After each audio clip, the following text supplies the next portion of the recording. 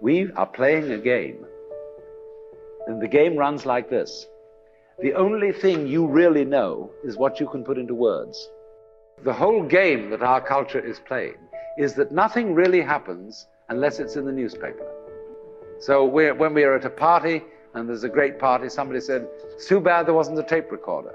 And so our children begin to feel that they don't exist authentically unless they get their names in the papers. And the fastest way of getting your name in the papers is to commit a crime. And then you'll be photographed, then you'll appear in court, and everybody will notice you. It really happened if it was recorded. In other words, if you shout and there doesn't come back an echo, it didn't happen. It's true, there's fun with echoes. We all like singing in the bathtub because there's more resonance there. And when we play a musical instrument like a violin or a cello, it has a sounding box because that gives resonance to the sound. And in the same way, the cortex of the human brain enables us, when we are happy, to know that we are happy. And that gives a certain resonance to it. If you're happy and you don't know you're happy, there's nobody home. But this is the whole problem for us. Several thousand years ago, human beings evolved the system of self-consciousness. And so there came a point in our evolution when we didn't guide life by just trusting our instincts and had to think about it and had to purposely arrange and discipline and push our lives around in accordance with foresight and words and systems of symbols, accountancy, calculation, and so on. And then we worry. Once you start thinking about things, you worry as to whether you've thought enough.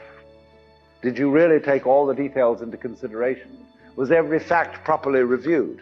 The more you think about it, the more you realize that you really couldn't take everything into consideration because all the variables in any human decision are incalculable. So you get anxiety. And this, though, also, this is the price you pay for knowing that you know, for being able to think about thinking, to feel about feeling. And so you're in this funny position. Do you see that this is simultaneously an advantage and a terrible disadvantage? What has happened here is that by having a certain kind of consciousness, a certain kind of reflexive consciousness, being aware of being aware, being able to represent what goes on fundamentally in terms of a system of symbols, such as words, such as numbers.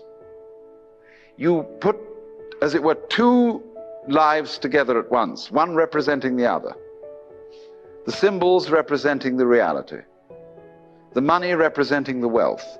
And if you don't realize that the symbol is really secondary, it doesn't have the same value, if you awaken from this illusion, you can feel yourself not as a stranger in the world, not as something here on probation, not as something that has arrived here by fluke, but you can begin to feel your own existence as absolutely fundamental.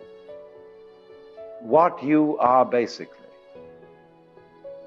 deep, deep down, far, far in, is simply the fabric and structure of existence itself.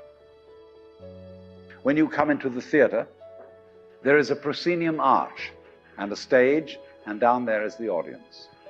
And everybody assumes their seats in the theater and are going to see a comedy, a tragedy, a thriller, or whatever it is. And they all know as they come in and pay their admissions that what is going to happen on the stage is not for real. But the actors have a conspiracy against this because they're going to try and persuade the audience that what is happening on the stage is for real.